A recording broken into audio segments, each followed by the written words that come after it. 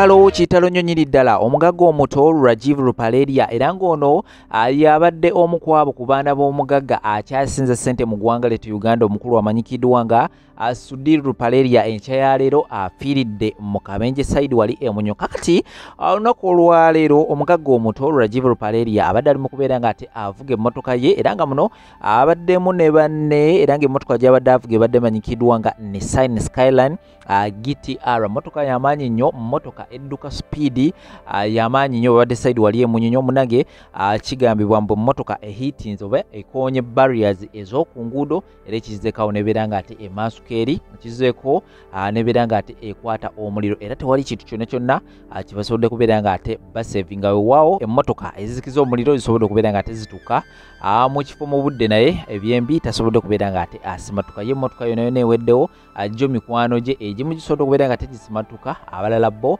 basobodde okubeera nga temunaye bafiira mu mmotoka eno n'omugagga ono Rajiv Rupaleria kitalo nnyo nyini ddala gwatamanyi Rajiv Rupaleria ajjukirwa nnyo mu biseera awo ebya Fresh Kid we yavaayo nabeera nga ate amuwa basale ku Kampala City Primary School era nga yali yamusuubiza nti agenda kubeera nga ate amusomesa primary yonna yonna ne secondary mpaka ng'atuuse okubeera nga ate amaliriza okusoma era nga ate yakomawo ayina n'abaana abalala bangi nnyo bazze nga ayamba mu ghetto abaana bangi nnyo naddala abaana abalina ebitone ba Fresh Kid ba Felista n'abaana abalala bangi nnyo asobodde okubeera nga ate abawa kasente n'okubeera nga ate munaye abatereereza obulamu byobedde bigenda maaso side ezeeyo era nga ngenda kubeera nga ate nnyongera okubawa details ku nfaaye era kyona kyona ekinaba kizzeeko ngenda kubeera nga ate nkibateerawo wano naye nga bambi kitalo nnyo ddala mbeere nga ate mugenda wansawo mu comment section tekawo ka rest in peace oba mbeere nga ate munaye mumusabirako mukama katonda abeere nga ate amusonyiwa byonna byonna ebyamusobako bwe naba nkujja eyo ndowooza nkutwaleko newa Sam Omala ye yali omusirikale wa poliisi eyafa recently era ng'ono ajjukirwa nnyo mu kaseera kali aka 2016 mu biseera bya BSJ oba kano Dr. Kiza BSJ awo yateekerawo protest yali emanyikiddwa nga walk to work. Omusajja ono yali w'amaanyi nnyo era yasobola okubeera nga ate agiyimiriza n'ebintu ebirala bingi nnyo byasobola okubeera nga ate akola munage olunaku lw'ejjo badde bali mu kubeera nga ate bamuziika mutabani we yasobola okubeera nga ate ayasa ebyama era n'agamba nti taata we bwe yali ng'ali mu kubeera nga ate afa ng'obulamu bwe bakakasiza nti tagenda kubeera nga ate asimatuka ayina ebigambo byasobola okubeera nga ate amugamba era nga bikuleetedde ngenda kubeera nga ate mbikuterawo awutula kalida biwulize n'obwegendereza likinga video sharingirako abalala your comment section always be open whenever you have any comment beera nga ate ogisulawo awo tubeere nga ate tutambuliramu fenafena akomawo n'ensonga endala nnyingi nnyo temuvaawo ekimanyi genda weegayirira ogamba abantu nti bansonyiwe abo baninako akakuku mu kukola omulimu gwe mu buli mbeera yonna abatabeera awamu babeerawo ngeri okusika omugwa beera linkola nabo nga banyigira abo abanyigira mu kukola emirimu gyange bansonyiwe nange nsonyiye buli muntu yenna gwe nanyiiza nva ggulu nga mpozika bwe nti abantu ebintu byemuwandika ku muzeeyi tubiraba bituluma naye newe yandibadde ggwe nga gwali mu ngatto ze mu kaseera ako amazima gata mugulu kyewandikoze kyennyini kubanga guli gwali mulimu tulabye abantu abatatumibwa bakama baabwe abayimirira ne bavuma muzeeyi alyose n'agenda nabo bafiirwa abantu beyatta abaana be bakaaba abantu beyatta bo tebalina musaayi kambabuulire muzeeyi mu kukola emirimu gye teyayiwako musaayi n'omulundi n'ogumu mulekeraawo okuwandikira ku muzeeyi ebigambo ebibi bituluma ng'abaana naddala fe abeetisse omusaalaba muzeeyi teyali muna byabufuzi mumugye mu by'obufuzi mbasaba busabe mumuleke omusajja awummule mirembe mukama abawe kyemusinga okwagala. God bless you all. Thank you. Muzeeyi ng'ali bubi ku kitanda mujja kusoma era awo njagala okusinziira okusaba abantu abayimiridde naffe bonna mu mbeera nga muzeeyi ali bubi mbasaba temutulekerera ne mu kaseera kano ak'okuziika n'okuziika nga kuwedde abaana beetaaga okusoma nze nga nze omu siina busobozi bugenda kwambala ngatto za muzeeyi zintuuke neetaaga obuyambi bwammwe kulwa abaana ffenna mutuyambe temutulekerera. Muzeeyi tumwetaaga ukalenga on legacy. Waliwo abamaliriza senior 6, waliwo yakoze senior 4, asemba yali mu P6. Mutuyambe temutulekerera. Nze nganzo omu sisobola kumalako. Nakaakano obudde buno tuzitoowereddwa olw'ennamba y'abantu ennyingi ennyo abali ku ground n'abo bagenda okujja okuziika. Engato nnene n'ekyebasaba temutulekerera. Our lion has fallen, but as the cubs we are strong and we shall carry on the legacy. But above all, I pray that whoever Muzeeyi wronged, musasire Muzeeyi yali akola mulimu gwe. Kwebaza omukulembeze w'eggwanga, baminisita bonna bayimiridde naffe, nebaza ne sekwebaza Honorable Flight Captain Dr. George Michael Mukula. Muzeeyi weebale. Mukama akikubalire emirembe gyonna.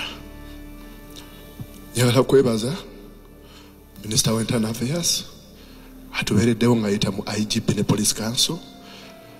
Police tetulekeredde era ne mu kuziika eri naffe. Njagala okwebaza ekitongole ky'enkolere ekya KCCA kuviira ddala Muzeeyi we yalwala babadde nange, babadde naffe nga family. Nebaza MOBS team, mwebale nnyo, mwebalire ddala. Muzeeyi abadde ne munywanyi we nfanfe, Commissioner of Police, anko waffe, taata waffe kati, Commissioner of Police Otala. Webale nnyo, webalire ddala, otulungamizza mu buli mbeera.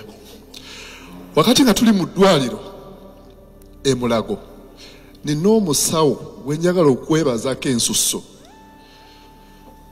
Ku ssaawa zaaliyanga nnyo ez'ekiro nga twetaaga omusaayi, mu butuufu nga blood levels za Muzeeyi ziri ku 5.6 nga tasobola kukesa nga tafunye musaayi. Omusawo gwe nzijukirako erinnya erya Dr. Natimba yalwana natuleetera omusaayi okutaasa Muzeeyi nga tamumanyi, yali ataasa muntu, si lwakuba nti yali amumanyi nti Muzeeyi. Dr. Natimba weebale nnyo yonna gy'oli. Obuulyawo Muzeeyi yandifudde ku wulu kuba yali talina musaayi. Waliwo n'abasawo abalala bonna ab'e Mulago abayimiridde naffe, bonna bakoze omulimu omulungi. Mwebale nnyo, mwebalire ddala. Muzeeyi yava banga ddene nga mulwadde, naye yatandika okulwala mu mwaka gwa 2018 nga buzeeyi emyaka 2 okunnyuka poliisi. Obulwadde ne bumuteeka wansi. Bwe bumuteeka wansi ne screeninga ne zuula nga alimu kansa. Mu mwaka gwa 2020 nga Muzeeyi yannyuse poliisi, ekirwadde ne kimuddamu ne kimuteeka wansi. Musajja wattu ne ssente ze za gratuity ne pension ne investment zonna ze yali akoze, ssente ze yazimalira ku treatment. Muzeeyi we yali ng'ali bubi yankuba akaama n'angamba mwana wange. Muzeeyi yali muntu ayagala nnyo okukuuma ebyama be. N'angamba mwana wange, obulwadde buno we buntuusizza natuuka n'okutunda ennyumba yange n'enzira mu bupangisa okwejjanjaba. Nakaayana ne Muzeeyi wange nga yalaba obudde bugenda ng'ennaku z'omwezi 13. Muzeeyi yaŋŋamba totawana kuntwala mu ddwaliro. Kitukozeko kimala ngenda baleka mu bwavu kubanga nange ngezezzaako ne mugamba osaaga Muzeeyi. It is okay. Yours, teekawo omubiri, ffe tunoonye sente zigenda okukujjanjaba. After all, Kaputeni Mukula waali. Muzeeyi yakkiriza. Muzeeyi twatukoze enteekateeka okumutwala e India, ye gy'ataamanyaako.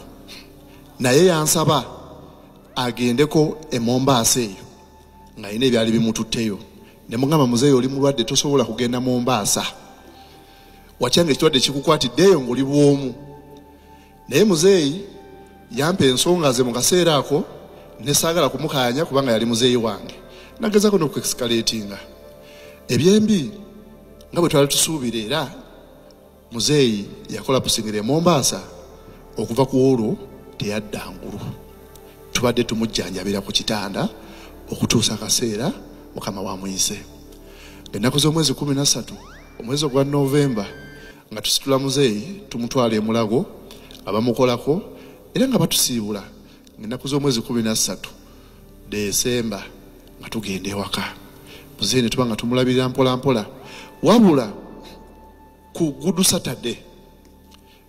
Good Friday batukubira essimu nga batutegeeza ti muzeeyi embeera ye ate etawuse luno ne tukaanya bamutwale mu ddwaliro era bamutwala lwa mukaaga muzeeyi embeera teyadda mabega eyongera kuwonooneka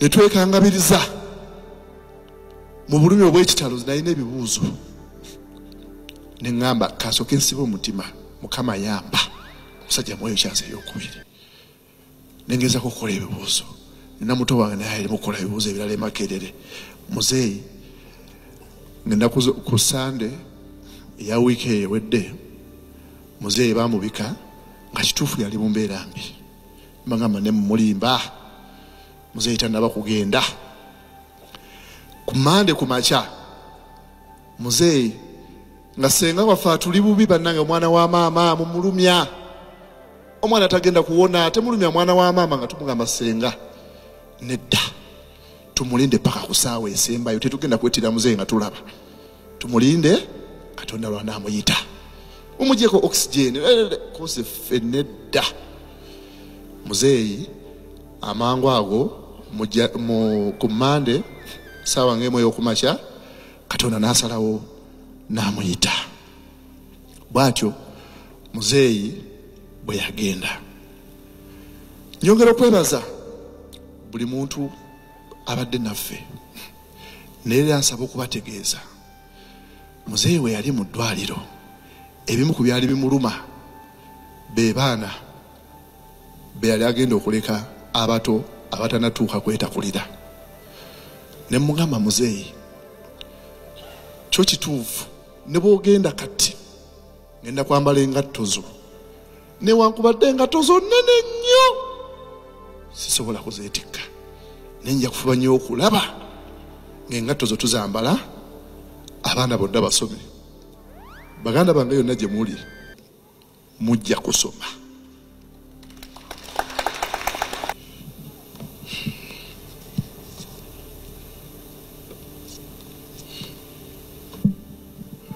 Praise God. I greet you all in the name of God. My name is Mutukuvu Divine. My father used to love a song which says, Yebaziwe Mukama Yesu, Yebaziwe Amina, Yebaziwe Mukama Yesu, Yebaziwe Amina.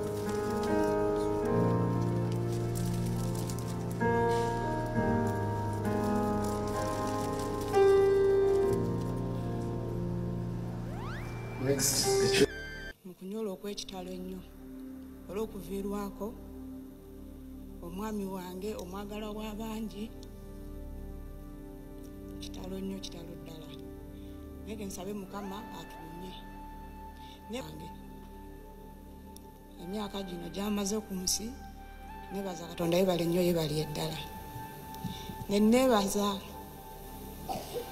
ow'ekitiibwa Kapiteeni Mupula tweyanziza nnyo taata tweyanzeege Mukama akwenye omukisa ne nebaza gavumenti ne Uganda Police olw'omulimu gwe batukoledde tebatwawukanyeeko tubadde ffenna tutambudde ffenna mwebale nnyo mwebalire ddala ne nebaza buli muntu yenna atubeereddewo ng'omwami wange mulwadde mwebale nnyo mwebalire ddala Mukama abawe nnyo omukisa sina bingi bya olwaleero kooti tugibuulidde nti Nalukoola ne balooya be beenyigidde mu kugulirira abajulizi baffe. Bwe twateekayo petition eno Nalukoola ne balooya be twagibawa basobole okugiddamu ng'etteeka bwe ligamba.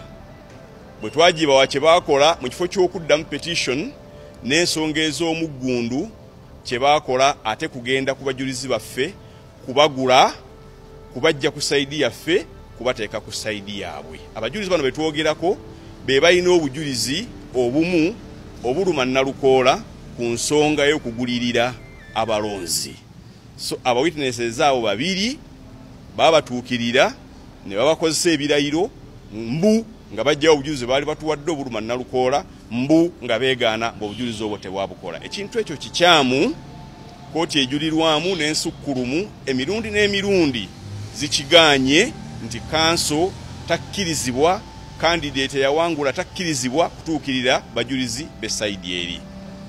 Ffe twebuuza bw'abeera nga Nalukoola alina obuvumu obugula abajulizi abali mu maaso ga kooti nga tatidde tafunyeemu wadde enkenyera n'ogula abajulizi abali mu kooti n'obakyusisa obujulizi, onaagamba otya kooti nti abalonzi ba wansi eri ku kyalo tewabagula? Bannange Nalukoola agula, Nalukoola agulirira era mumwegendereze. Kooti tugibuulidde nti omusajja agulirira witnesses baffe era emuyimirize ne balooya be abali mu mbeera eyo ey'okubanga batuukirira aba witnesses baffe, kooti ebabonereze era ebayimirize.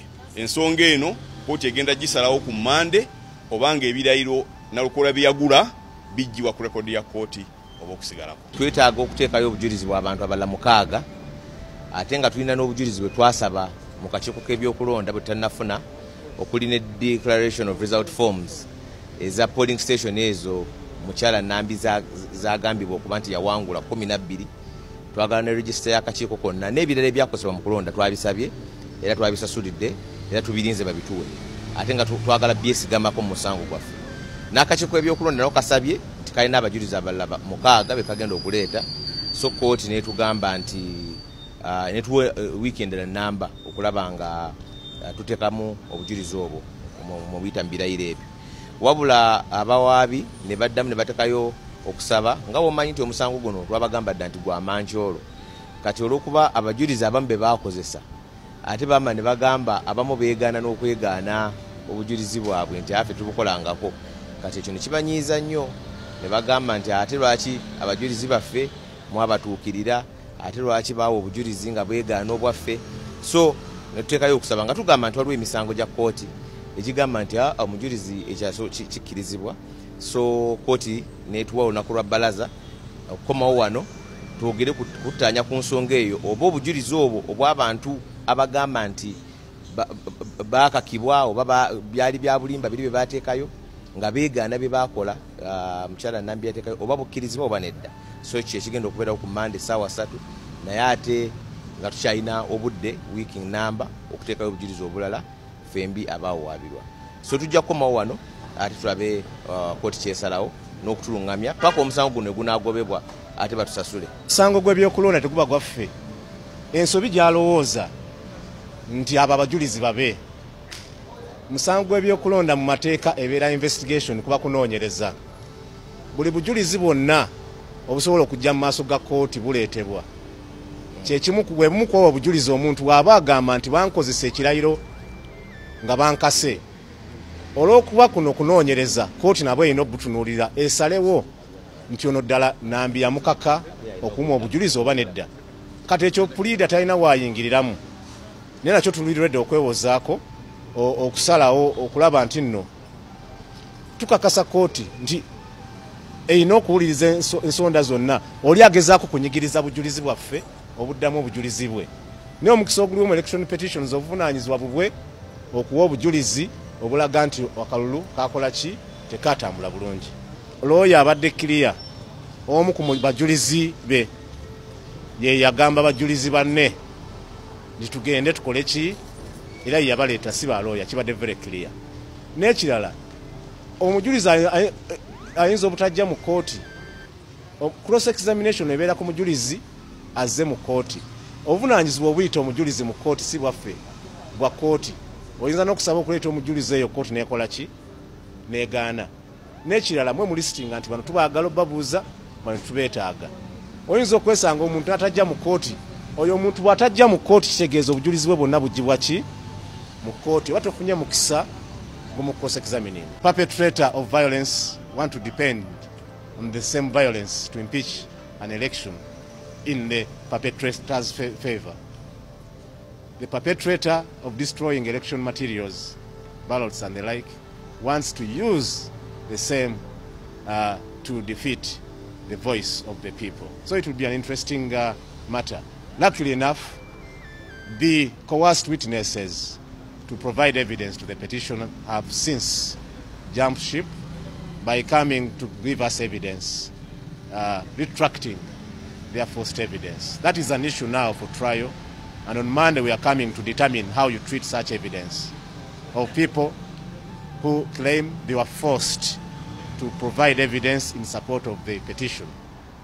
So that is going to be a new twist in this matter on how such evidence is treated. That is why this matter has been adjourned to Monday for this court to determine on how to deal with evidence of people who are saying we were coerced to provide evidence by the petitioner, and they came to us saying we want to retract our evidence. That will be the only interesting bit on Monday. After that, we shall proceed with the trial. The respondents given a chance to look at the election materials that requested for will also be ready to proceed. We don't see it as a serious matter, and we pray this court will really find reasons to dismiss the petition. Also, is Monday for ruling or making your submissions? Monday we are arguing out the matter. Reply. The petitioners have made a case of their petitioners having their witnesses having recanted the evidence. We do not believe witnesses would come to us to say we are forced to give. That the first respondent, Honorable Elias Nalukola, and his lawyers engaged themselves in the illegal practice of approaching our witnesses and enticing them, I don't know in whatever fashion, to retract the evidence that they gave the petitioner, Nambi Farida, in support of the petition. The evidence that they purportedly retracted has to do with bribery. In other words, they wanted our witnesses who have given clear evidence of bribery, okay, to retract their evidence, okay, or their testimonies. Now, under the law, that conduct is illegal. You do not approach the witnesses of the other side and ask them to give you evidence in support of your case. The court, we have told, is that when you do that, the second set of affidavits that you have brought to retract the evidence should be removed from the record of court, because those affidavits would have been obtained illegally. We are asking ourselves, why did Honorable Nalukola and his lawyers attempt to retract our evidence of bribery? Is it not proof, therefore, that Nalukola bribed voters during the course of the election? Because if you do not fear what my witnesses are saying, why do you not wait for them during cross-examination? Why do you go and buy them? Why do you go and entice them? Why do you go and force them? It is proof that what they are saying you are scared of and you don't want them to say in court. Unfortunately for them, that conduct the court cannot allow it. Abalungi abatuuliriza era abatulaba olunaku olwaleero tuchaddeko ewa Sheikh Asiraf Dembe. Sebo sanyusa okubalaba amannya agange yeze Sheikh Asiraf Dembe akola ku bizibu by'enjawulo. Omuntu singa aba alina ebirwadde musomereddwa tumwa amazzi ga lukuya nga bw'obadde ogalaba tugenda abantu ku kyoto ne twokya emizimu emibi egibabaamu n'okulombeddwa abantu singa abeera ng'ali wano atuuse nsobola okumulombereddwa ne waba atatuuse nga mpadde amannya ge naye ng'ali wala naneetaase nze enamba yange yeno eri 0701363711 namwe banyinaffe abali ebweru oyagala okuba nti oyagala okulombera ku ddwa ng'olina ebizibu viza zibuze amaka gakolongotana sente zikola zimpita mu ngalo ojja kumpeereza ekifaananyi kyo n'amanyago ebyo byokka bijja kummala nja kukulombera edduwa ojja kutereera olunaku olusembayo mu mwezi mba n'edduwa eyawamu ffenna n'abalwadde bange abakadde n'abapya. Assalamu alaikum warahmatullahi wabarakatuh.